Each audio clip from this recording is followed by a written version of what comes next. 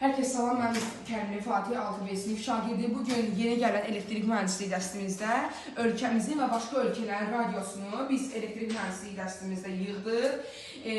Gördüyünüz kimi 2 baterikadan istifadə etmişik. Səsin daha yüksək gəlməsi üçün burada əksər toplu naqillərimiz var, açarımız və s. Hal-hazırda açarımız ofda olduğu üçün musiqi gəlmir. Naqilimizi içərdən keçirdirik və ona qoyuruq.